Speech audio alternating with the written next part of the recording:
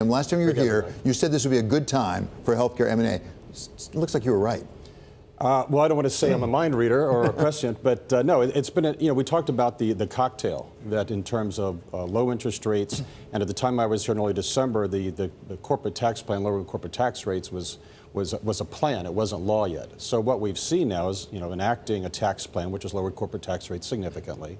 We still have relatively low interest rates. Even with the 10-year Treasury at 2.85, we still have, by historical standards, 10, 20 years, very low interest rates. And we have CEO confidence. So those three things together, sort of create that cocktail that sort of is, sets the stage for M&A activity. So how much of it was the tax cuts? I mean, as you saw it become certain and then it actually got enacted, did your phone just ring off the hook immediately? I mean, did you get a lot of CEOs calling up?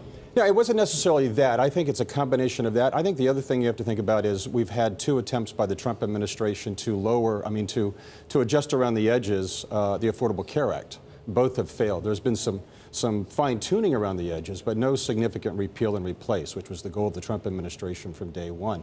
So you now have a framework where you know what the regulatory framework looks like over the next 2 years, and we're facing midterm elections, so nothing significant is likely going to happen over the next 6 to 8 months.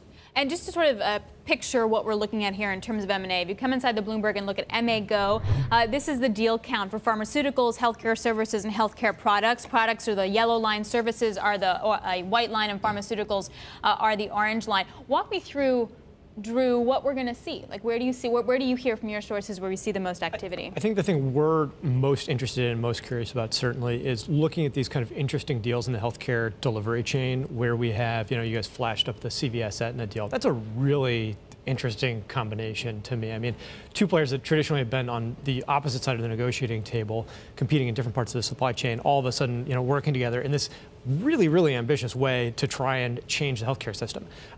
I mean, we're expecting that there could be more of these. I know there was the talk of a Walgreens AmerisourceBergen deal, which in some ways feels more like a supply chain consolidation. But I have a feeling that there, and from what we know about past deals that were out there, pieces of the healthcare system that could be combined with some interesting players here. That's the stuff that we've been most fascinated about. And also looking at the entry of, potentially big disruptive players like, Amazon or something Amazon-like that may end up coming in there.